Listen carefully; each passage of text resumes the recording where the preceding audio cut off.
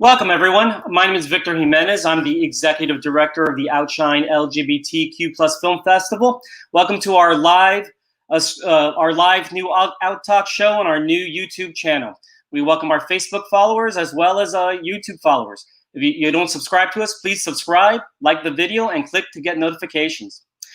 We have some great films, documentaries, and shorts we want to share, as well as some outstanding panelists joining us here for our conversation around this week's topic: Latinx representation in LGBTQ film. The 22nd annual OUTshine LGBTQ Film Festival virtual edition is here. We are presented by Gilead in Miami-Dade County. We're now live from now to August 30th. Be a part of the experience. OUTshine will showcase over 80 plus films in 44 unique screenings. We have interactive virtual events as well as filmmaker and talent live virtual Q&As over the next 6 days. I'm gonna let you in on a little secret. After each film's release date, it's available for 4 more days. So what does that mean? It means today, on Tuesday, you can actually watch all the films that we just had this past weekend. And on Sunday, August 30th, all those films are going to be available till Thursday, September 3rd. So the festival is much longer than in years past. And I'd also like to thank this team that brings this whole film festival and this show together. I want to thank Joe Balancio, Alexis Bosch, David Gimenez, Allison Burgos, and Steve Drucker and the staff. I want to thank the executive board, Mark Gilbert, Jen Chris Fastine, and Ebony Rhodes, as well as the full board for all the hard work and incredible time they put into this. And of course, we wouldn't be here without our members, sponsors, and funders. And now I'm going to start bringing in our panelists so we can start the discussion and watch some trailers.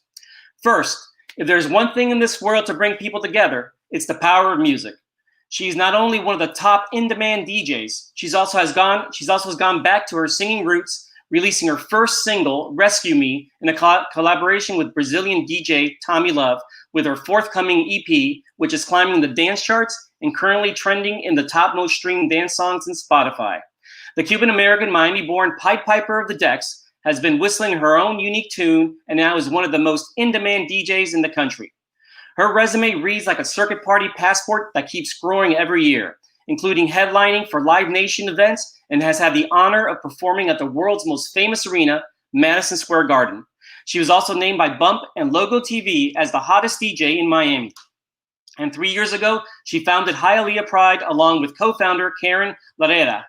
Her need to give back to the community is very strong and important, with her nonprofit Future Bright Minds, which she started with her partner to help underprivileged youth with college scholarships, and now sits on the board of directors of Safe Schools, South Florida.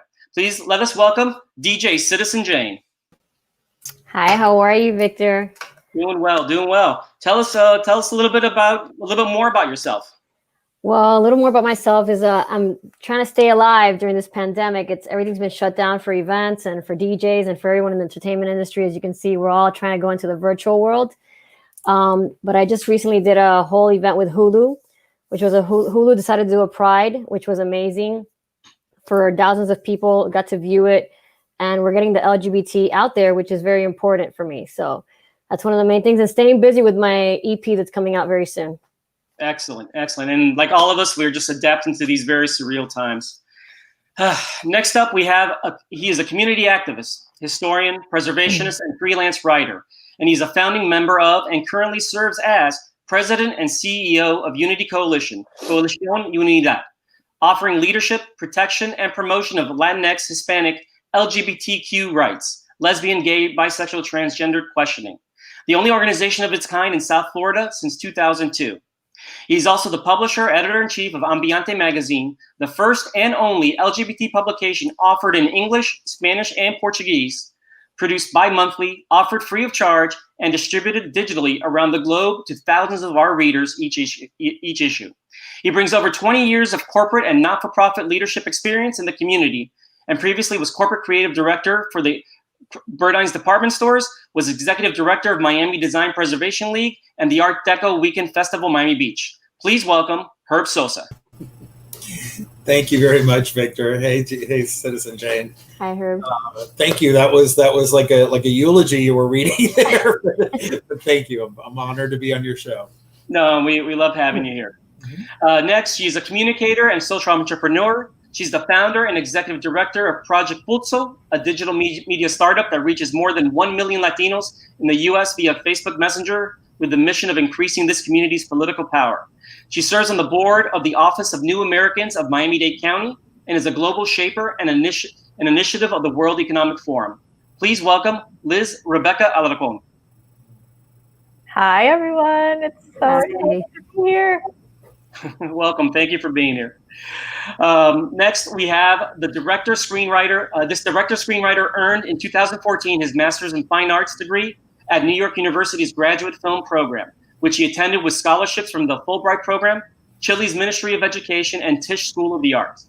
He directed Academy Award nominee James Franco and Zach Braff in a segment of the feature film, The Color of Time. He premiered San Cristobal in Berlinale 2015, where it won the Teddy Award, their LGBT award. And he is now promoting his first feature film, Los Fuertes, which is traveling around the world, including OUTshine's own virtual edition right now. He co-founded Cinestacion, a Santiago-based production company that is making bold and auteur films from Latin America. Please welcome Omar Zuniga Hidalgo. Hi, hello. Thank you so much for having me. Hi, everyone. Thank you for being here, Omar. Thank Next, you. we have a filmmaking duo. And we have the writer, director, producing duo, the writer, director, producer duo are award-winning filmmakers and media creators whose script, Adriani Sebastian, was chosen for the Latinx list from the Blacklist. The feature Nowhere recently made its world premiere at the Woods Hole Film Festival and won 2 awards at the festival. They have directed a number of short films under their company, La Cuarta Productions, including Adrift, Bullied, Revere, Messenger, and Conciliation. In addition to cinema, they are the co-founders of the recognized magazine Opera Wire, which Forbes called a leading industry publication. All their films have been showcased at regional film festivals all over the United States, including here during our virtual edition of the OUTshine LGBTQ Film Festival. Please welcome brothers Francisco and David Salazar. Hello, everyone. Thank you Hi. for having us. We're really excited to be able to participate in this conversation. Excellent. Thank you, everybody. Before we get started, we're going to do one trailer. So the trailer is from Death Will Come and Shall Have Your Eyes, which has my vote for the best title in the film festival. Or in Spanish, Vendrá la muerte y tendrá tus ojos. Starts streaming today, Tuesday, August 25th at 7 p.m. And here comes the trailer.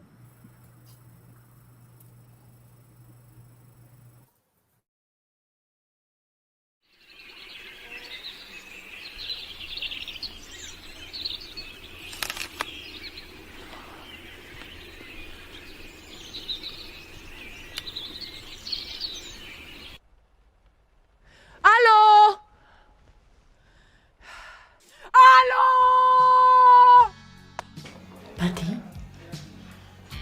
Pati, ¿qué pasa con los exámenes? No te asustes, dijo la mujer. Otro más y cuántos dan, soy tan feliz.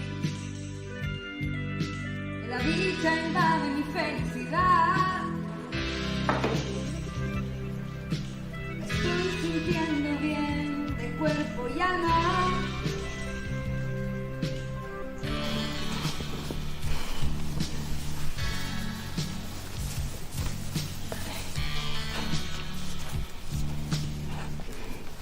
Te amo. No hay nada que perdonar.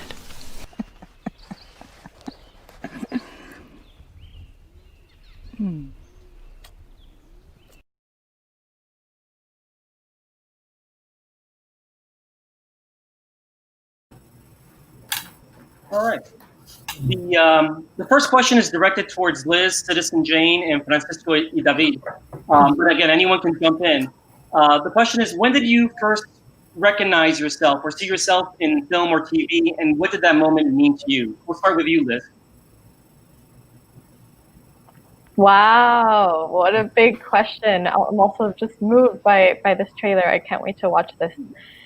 I think it must have been when I was small and I was watching Sao Gigante with my grandmother, and I was seeing the kids being interviewed for that family-friendly show, and I've always been a big talker and thought myself as a big person even when I was small, and so I remember seeing kids being taken seriously in that forum and thinking that there were people that looked like me and sounded like how I talked at home on TV, with all the problematic things with that show. Just want to mention, Salazar is very problematic. But yeah, I think it was the first time. I must have been 4 or 5, and I remember having those kinds of conversations with my grandma, like the ones Don Francisco would have with the children on that show, and it started to connect and give me just an interest in TV and communicating, which is what I do now. Excellent. And what about you, Citizen Jane? Well, first of all, I want to say that the film looks very interesting. I can't wait to see it. I love the trailer. I first used to watch TV, just like she said, with my grandmother, and I always wanted to be on the TV, not so much as an entertainer, but to bring out and connect myself to so many people out there and spread my message. And TV and film is the best way to spread it out as much as you can to the masses. And I got my first opportunity to do that on Letra y Música, which was on Telemundo. It was a reality TV show about songwriters. And it was a real live TV show, so it was a great experience and a great school for me, and I really enjoyed it. And then Francisco, David, how about you guys? You know, it's really interesting because when we started out on Encina, my mom said that I wanted to be a filmmaker, but I don't remember that. I was a little kid. And then in 2005, we went to see a movie called Star Wars, very small movie. And I don't know, I fell in love with just the process of filmmaking, and I said, I want to be a filmmaker. And then I went to film school, and Dave followed me afterwards because he was originally going to be a psychologist. But to get back to your question about when we put ourselves on screen, I think I'm in thread with what everyone else has said about Latin American television. Because growing up, I think our family watched a lot of soap operas, watched a lot of Spanish language television, and I think that was really our first interaction with our roots and how we were represented on television. Because I don't really recall us watching much Latin American cinema as young people, and really identifying with Latin American culture on the big screen, on cinematic screen, until much later in our lives when we were already in college and kind of exploring world cinema in a different way. Well, thank you. What's interesting for me for that question is actually I almost have the opposite take on the question, and maybe Herb can see where I'm coming from. I live in Miami. My background is Cuban American, which means in Miami I'm not really a minority. I'm in the majority. So quite frankly, I would say until I started working with the OUTshine Film Festival or volunteering as a screening committee member, probably like 6-7 years ago, I never actually any of those like 80s high school movies or whatever, I perfectly saw myself in them. It was only when I actually started working for the festival that I realized that, like, wait a minute, I'd never actually see anyone like me in films. I'm so associated with being middle class and being in the majority that I perfectly identify with everything that I've seen, even though that is actually not the case. Herb, do you have a similar feeling? Wait, you're muted, Herb. Yes, without question. We have similar backgrounds growing up here in Miami. And I think also, let's not forget, when we talk about Latin or Hispanic, we're talking 23, 24 countries that, unite us through language and through certain cultural connections, but we're still all very, very different. And respectfully, most of the TV and movies that I saw growing up, more often than not, had Mexican characters on them if they were Latino at all, which wasn't my reality. I think that the first time I am aware of seeing something on TV that I could relate to was really Que Pasa USA, which was a locally produced public television show that ran, I forget, just a couple of seasons, but really had a huge impact because it showcased a middle-class Cuban-American family in Miami. And that was the first time that I have any memory of seeing anything that I could say, oh, wow, okay, that's kind of looks like us and kind of sounds like us. And for those of you who don't know, Lo Que Pasa USA ran for 2 years. It ran syndication for many, many, many, many, many more. Still on. You can still see it every night. All right. So we're actually going to go to another trailer real quick. It's going to be for actually the film of Omar, Los Fuertes.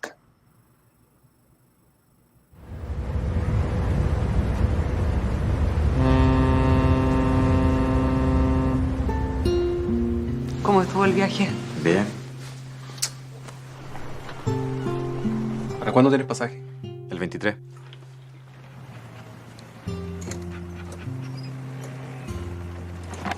Hola. Hola. ¿Te ayudo? Bueno.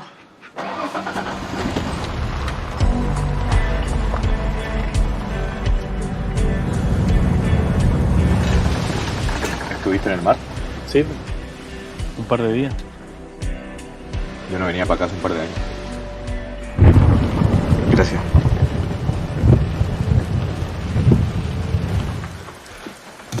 Cada camino que piso me lleva hacia él. Ninguno de mis 5 sentidos me olvida después.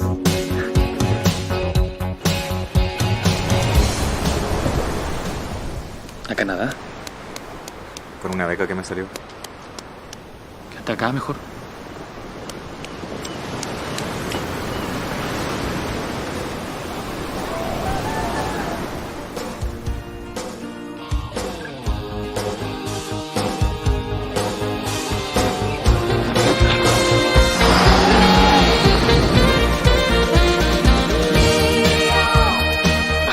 Ese hombre es mío, a medias pero mío, mío, mío. Ese hombre es mío. ¿De dónde saliste tú? De acá.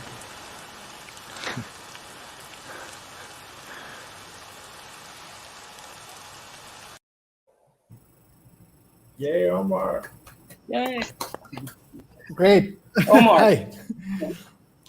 As a member of the Latinx community, and obviously as an incredible filmmaker, how do you feel that LGBTQ plus film and other media help shape a shared sense of identity and equality for the community? I think it's extremely important. It's one of the main reasons of why I made this film, this idea of empowering ourselves through the stories that we make and that we see. In particular, my film is set in Chile, and it's like during 2020 it started to travel abroad, but we premiered it here right before the pandemic. We were in theaters for like a week before everything hit, and then we moved on to VOD and online platforms. But one of the most gratifying things is we have heard from people, because of this online accessibility, the film has been able to be watched from all these other areas of the country that probably wouldn't have a theater, even like smaller towns or more remote places. And we get all these messages on our social media or for the film from people that are very grateful for the film, and you know, them seeing themselves on screen is just such an empowering and a particular feeling. This idea of like you feel part of a community, part of a country, part of like a cultural tradition, and this has happened locally throughout this year, which is I'm very excited about. And now that the film is starting to travel, like here in OUTshine, we can see that it also resonates with other people in other places, in other languages. And that's also very exciting. And I feel like our film in particular talks about standing up for yourself, finding your inner strength, and fighting for what you believe in, fighting for your independence. And I think we really wanted to celebrate this bravery and this love that these two people had in the film, and in a broader sense, to empower ourselves in this world that sometimes can be hostile. And I just want to celebrate that bravery and that empowerment that our community has. Thank you, Omar. You know, interesting, one of the things I tell people with the film festival, and you say, oh, you have so many international films, and I go, now, the reason why we do that is, you know, our mission is to entertain, inspire, and educate. And in one sense, by showing so many films from different countries, we're letting everyone know that we're all different, but we're all the same. We're all different in that we all come from different cultures and we have different ways of doing things. But in the end, we're all the same. We're all the same people. Herb, I got to your comment earlier where you said, you know, your experience watching, you know, Latinos in TV was, oh, it always tends to be a Mexican. You didn't see any Cubans.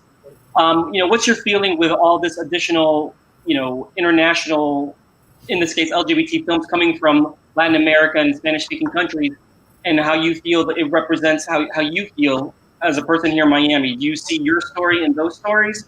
Do you learn from the differences? Yeah, absolutely. Absolutely, I do. I think that, my comment earlier was really based on, when I was growing up, there were very limited resources really for TV and for film production. And you had basically Colombia, Mexico, and a little bit of Venezuela that did the bulk of it, other than Spain, obviously. So it was very limited, and the characters were stereotypical for the most part. So I think that what we see today and what we experience today is wonderful. It's an incredible opportunity, not just for us as a community, but for our families and our friends and people that, that really just need to be exposed to other people. There's nothing worse for discrimination than not identifying or not being able to say, I know someone XYZ. That's when it's easy to, abuse against our community or take advantage or discriminate or even worse. So film, any project, any artistic expression that shows us as real people, absolutely is a benefit. It's a benefit for me personally, and certainly for anybody that has the privilege to be able to see it. And just to tag on to what Omar said about the quarantine and everything else, it's very interesting because, Omar, you struck on something. We put on a festival every year as well called Celebrate Orgullo, which is in its 10th year. It's 15 days of nothing virtual, and this year everything has to go virtual, and it's been a re-education for us. But the interesting, if you want to call it a silver lining in all of it, is that we are being able to bring groups and orchestras and dance groups and things that we would never be able to afford to bring in a 32-piece group of a dance group from Jalisco or a variety of different places. And so there is some positives, for sure. Yeah. Reality that we're living now. And hopefully we'll be able to expand, from that and learn from that for next year and the year after. All of us, this is teaching us other ways to be creative and to get our messages out to the audience. David and Francisco, like Omar, are you seeing that your film is going beyond like what it would probably have with the whole virtual experience? You like how it's been going? Has it been reaching more of a broader audience than what you thought originally? Well, it's interesting because on Wednesday, our film actually made its Colombian premiere. Could you lean a little bit in, like your audience? Yes. On Wednesday, the film actually made its Colombian premiere at a festival, an LGBT festival, and we actually got a lot of messages from people around Colombia that would never be able to experience the film. I mean, the film festival traditionally takes place in Medellin, but we had people from all over Colombia, Colombia, writing to us, telling us, "Listen, we got a chance to see the film because it was broadcast on television through the festival." And I mean, the response clearly indicates that the film was connecting with people all around the country. And now our distributors are looking to release the film sooner than they plan to because they really want because of the reception out of the film. So yeah, we've been able to connect with people that probably wouldn't have seen the film because if it would have been a smaller, in a specific place, people wouldn't have wanted to see it. Yeah, definitely. Yeah, that's one of the things we've discovered with the festival. Since now that we're virtual, the cost of entry for someone coming to the festival has opened us up. In other words, a lot of our free community screenings and even like our inexpensive paid ones that we've had leading up to the festival and the festival proper, we've seen that, especially with the virtual stuff that we had initially, we had like 70 to 80% people that have never experienced the festival because they didn't have the means to, drive to the beach, pay for parking, pay for the concessions and all that. And we actually feel we're better serving underrepresented and underprivileged audiences. DJ Citizen Jane, one of the things that I liked when you started Hialeah Pride was that you saw that there is already a big pride here, but you saw that there was an opportunity to kind of create a local area pride targeted for that area to where the cost of entry to go to Miami Beach might be too much, and I see that you kind of did the same thing but physically. Are you looking for options to do that virtually as well?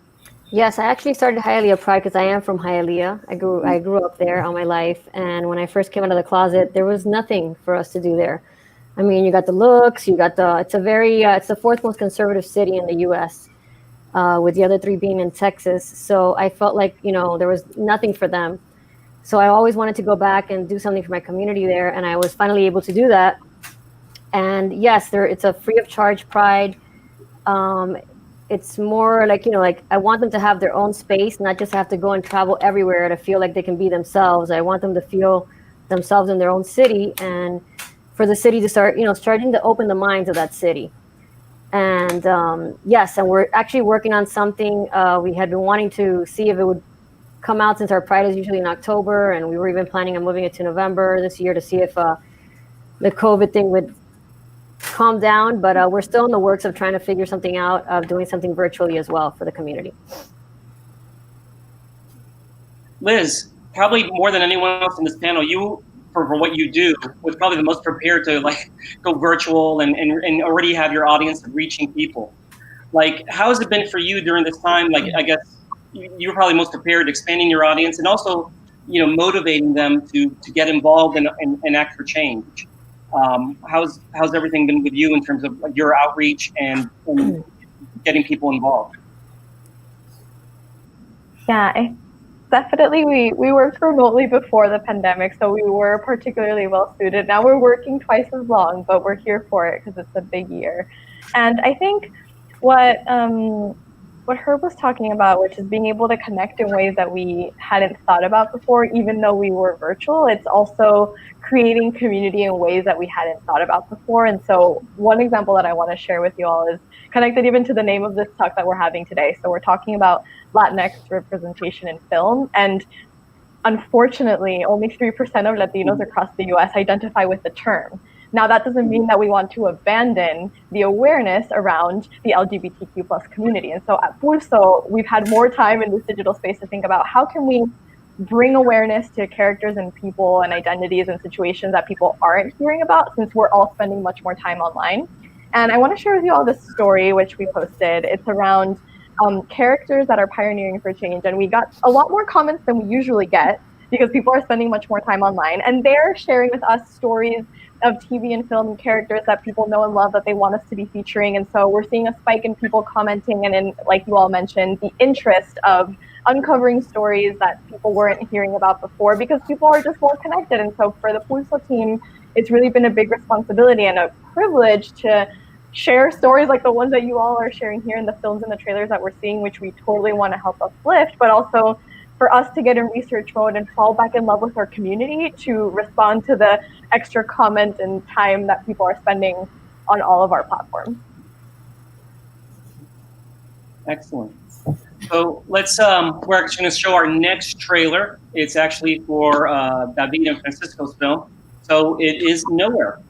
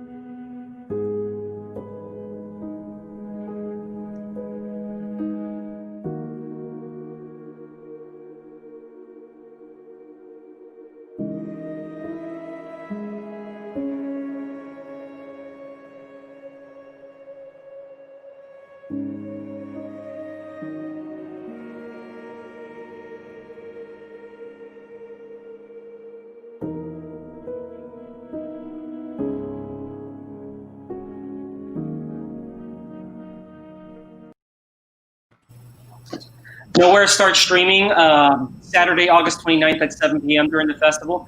And I would be remiss, I forgot to say, for Los Fuertes, it starts streaming Thursday, August 27th at 7 p.m. I forgot to do that for Omar. So next question, we'll start with Francisco and David. How are stories important to affecting real-world relationships and changes in society, especially with the way the climate in the world today is, especially when it comes to the topic of immigration? Yes, this is. I think that stories are. I think that stories on some level can generate change through the conversation that they can initiate. I think that stories allow us for some degree of awareness that a lot of people might not have. In the case of our film, for example, one inspiration for us was we wanted to take the issue of immigration from a perspective that we didn't feel has been represented sufficiently, which is not necessarily the immigration of people coming across the border, which is a story that needs to be told. But one story that's not being told is the immigrants that are here already and that are being kicked out of this country. People that, because of that, have to find other ways to stay because to contribute to this country, for example. So we wanted to tell that story. We wanted to inform people of that and start that conversation and have that dialogue from a unique perspective. I think it's also really important to be able to see something you identify with, and in terms of, for example, the LGBT community. In Colombia, we only know about 5 films that have shown LGBT representation in cinema, and so therefore we thought it was important that we were able to tell a story about Colombians who are LGBT, because we had not seen that, and I personally had not seen a single film that represented the community in the correct way. Thank you. Liz, same question, but we don't necessarily have to limit it to immigration. Like, how is it, and you actually already know because you kind of shared, the power of stories to affect real change. I mean, you shared one with us. Do you know of any other ones you can share, or like a story that you saw that affected you or you saw affect the community in a very positive way? I think the basic premise of the fact that we can't be what we can't see, and so seeing ourselves reflected will not only instill that pride, but empower us to take action. And so at Pulso, we're particularly focused on empowering our community politically. And there was a story that we ran, I think it was last year, where a Boston councilwoman of Dominican descent in Lawrence, Massachusetts, a very Dominican town, won her election by just 1 vote. And that story was super inspiring, and so many of our subscribers were like, wow, just 1 vote. And seeing that local story of how your vote does matter, of how one person can make a difference, of how her being the first Latina, actually now it's coming back to me, to win a seat in her local election was something that our subscribers and the people that read us could connect to. And so the more that we see ourselves not only in positions of political power, but across our identities reflected on our screens, the more we'll be able to believe in our own power to be who we are. And I think that story in particular is one that connects really well with this moment. Omar, what about you? Yeah, no, I was just gonna say that I also think that it's important to hopefully reach people from whatever outside community you have, not only people who are like you, but also people who aren't, and and that's something that we really wanted to do with our film, with the Strong Ones. And there was this story that happened when we premiered the film, which was last year. We premiered the film in Valdivia, which is the biggest film festival in Chile, and also a southern city here. And it was in the same region where we shot the film. So it was many people that participated in the film were able to go to the premiere, and that was really great to be able to share it with the crew. And at the end of the screening, we were signing posters with Samuel Gonzalez, who's one of the lead actors of the film. And in line, there were these 3 older ladies, in their 60s, who went to see a film only because we had shot it in their town. We shot this film in a very small, tiny coastal town in remote southern Chile, and they drove and took this ferry and traveled for an hour to this other city to see this film, just because it was shot in their town, and they had no idea what it was about. And they were really happy and grateful and supportive, and they took their posters with them. And it's something that really struck me and that I treasure and cherish, and that I always remember, because Samuel and I were both so touched by these ladies, because it's it's amazing that these three older women can see themselves and realize that this love that we are portraying on screen is probably the same one that they have with their husbands, or the same one that they share with the people that they love. And this idea of like this fiction as a vehicle of like empathy and awareness, I think is very important, and that's something that we definitely want to do with the film, and hopefully have it be watched by people who aren't necessarily, you know, from Latin,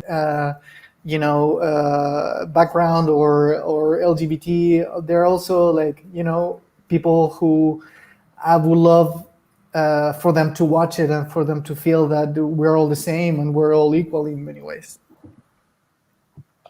Yeah, Omar, you make actually a great point that, you know, the stories that you make and that David and Francisco makes, you know, they're really for us to see ourselves up there, but it's also good for, you know, people, let's say in the mainstream, to see the stories, that to know that, you know, we're not all, you know, we're not different. You know, we have feelings and we care for others, and then the whole scenario, and it's always good to see that, you know, like I said earlier, we're all different, but we're all the same. You know, we're not this other, and it's actually the great things that both, you know, with Herb and DJ Citizen Jane, with your events, you know, they're open to everybody. Everybody can come, and when I've been to them, you know, I see, you know, more than just LGBT people there, and I see more than just Latinx people there. I see people there going to have a good time. Yeah, the majority of the people are, you know, Hispano and LGBT, but there's others there. And I know, I believe you guys probably go out of your way to, you know, to open it up for everybody. DJ Citizen Jane, what do you think? Yes, we do. We totally want our allies there. The whole point is to open minds and let everyone come in and join us and see that it's a party for everyone, that we can all be united as one. We don't need to have, you know, separations and things like that. We're all the same at the end of the day. Yeah. Excellent. Wait, you're muted, Herb. Wait, Herb, you're muted. You're muted. David. Yo, you're good. You're good. But just to echo on what Citizen Jane said as well, I mean, we try to strive in almost every single program, every single thing that we produce as Unity Coalition, to look in, but also to look outside of the bubble, because it's very important. And Liz said it beautifully, you know, that we need to see ourselves in order to be able to see ourselves. But at the same time, you know, you don't want to just live in a bubble, and that's an issue as well. We really do need to be our own ambassadors, if you will, and through art, through film, through you know, publications, through festivals like you know, Hialeah Pride, like there's so many of the things that all of us do. It's really important. I want my mom to see, you know, what we're doing. I want to be able to have my uncle or whoever, you know, my next door neighbor, the person that's not voting the same way that I am voting in November 3rd. It's important to have those conversations. And what better way to do that than through art? Most definitely. Most definitely. We're actually going to go to another trailer right now. It's actually close to not a subject of a country close to my heart. And then the film is Transformistas.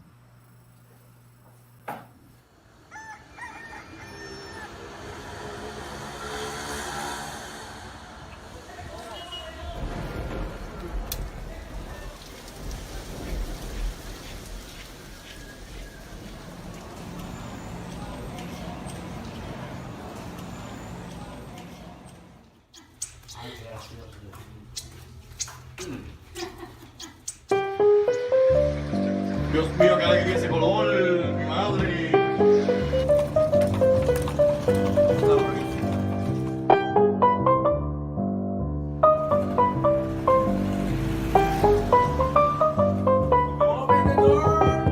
Open the door!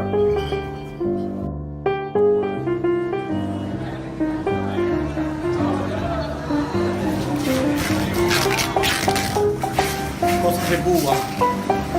Chicos Cuba.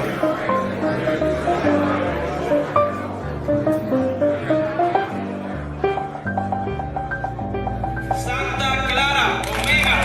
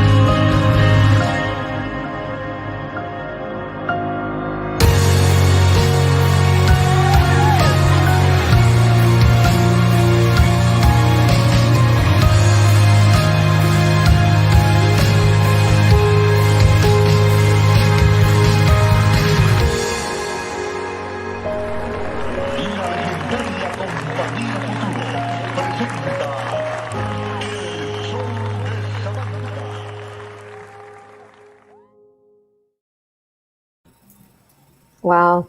Yeah, Transformista starts tonight, Tuesday at 7 p.m., and it goes through Sunday the 29th. So, as you've seen there, it always seems to be the drag queens and the trans community that kind of starts the action. Is that the same thing in Chile, Omar? Like, is there a similar type of scenario there? Sure. I mean, for sure. Like, I would say that we had dictatorship between 73 and 1989, which was basically, horrifying and oppressive. So obviously any kind of like a queer movement within those years was very hidden and submerged. And only in the early 90s, any kind of movement started. And it was the people, who were in between genders. It was the peoples who were in the outermost edges of society who stood up for us and who fought the very tough fight early back then. And I think that's probably why we're so delayed in comparison to the US, for example, that started the movement in the 70s. And here, like, we don't have marriage equality yet, but we do have some strong protections against discrimination. So we're kind of like halfway, and there's still a long way to go. And there are many more movements now, NGOs and citizens who, promote the cause and hopefully, help us all reach a more egalitarian status. But it's something that I definitely admire from the people who, fought this fight many years ago. Right. Thank you, Omar. David, David, and Francisco, is it similar over there? To be frank with you, we're not really sure how the movement really started. But what we do know is that the trans community and the drag community are very active, and I know they participate incredibly in the Pride marches in Bogota every June. And I think Colombia's become is gone a long way. In Bogota, it's a very liberal city, and also in the first lesbian mayor was just elected, so that was very progressive. And marriage equality has also been passed. So it's totally changing. It's a conservative country, and there's still a lot of stigma. It's still very persuasive in the country, and it's very difficult still for many young people to come out, and it's still very, very segmented into these different parts. Bogota is a liberal city, but there's still areas where it's not so much. Medellin is very liberal as well, but again, very areas that are not. But I think you see that there's a lot of change and a lot of things happening that are moving things forward, so that the community can obtain that equality that they've been having. Thank you, Liz. For your programs, do you see like a lot of involvement from the trans community, or like of trying to reach out and affect change?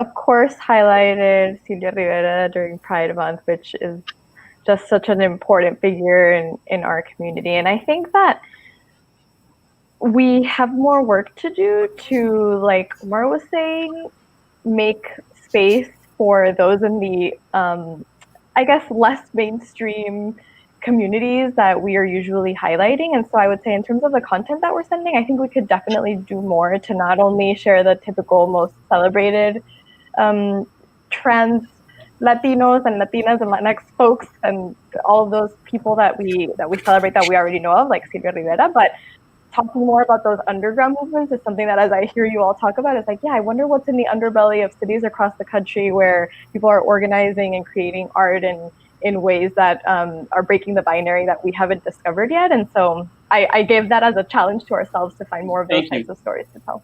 And then for Herb and Citizen Jane, start with Herb.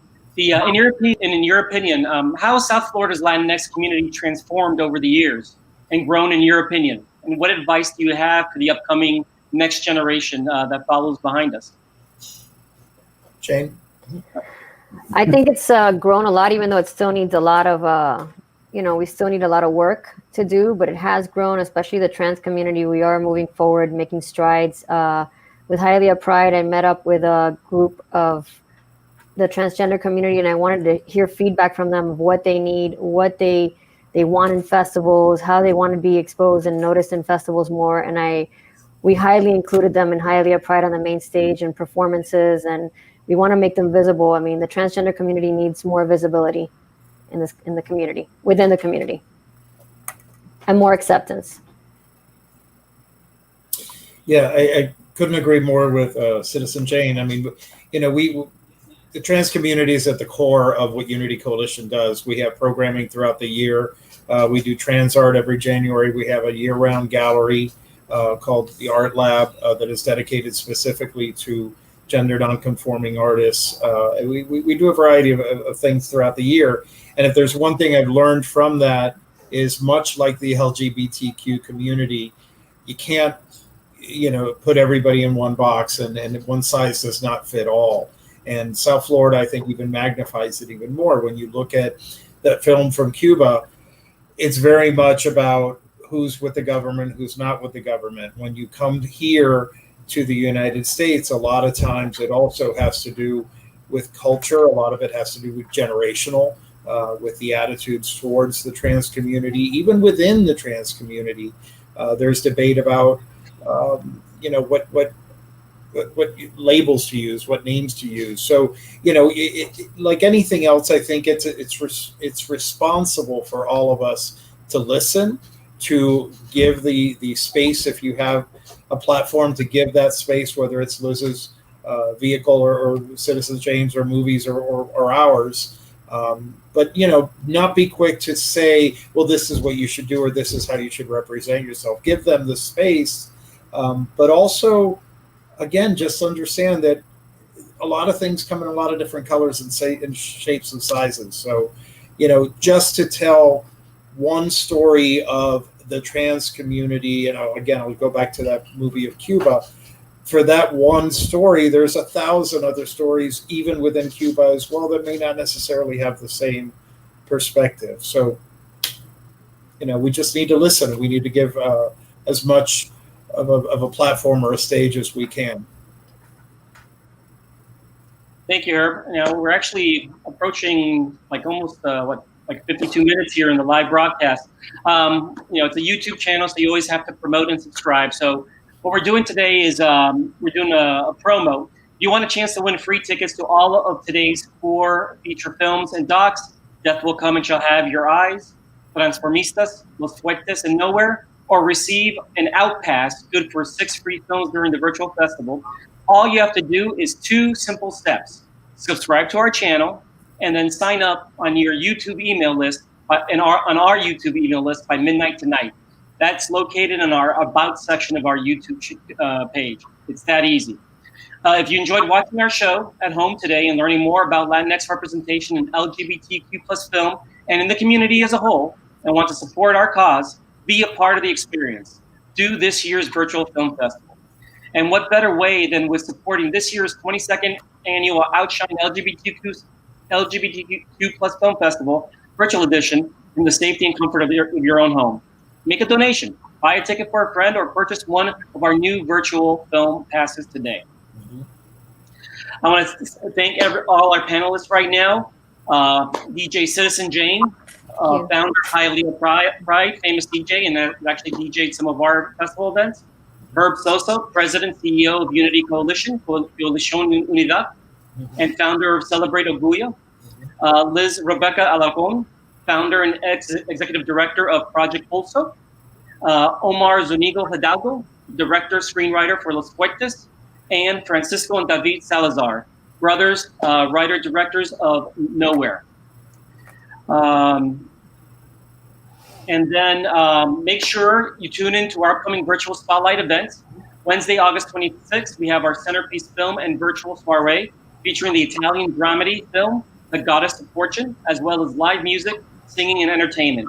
And then on Sunday, August 30th, our closing night, Big Night In and Awards, featuring the Danish comedy, dramedy film Single Street, as well as some guest speakers online auction raffle items, and our Filmmaker Jury Audience Awards. So you can find out who the winners are. Have a great rest of the day, everyone, and we'll see you at the Virtual Film Festival. And we'll do a big gallery slide, and everybody can wave goodbye. Thank you, everybody. Bye. Yeah.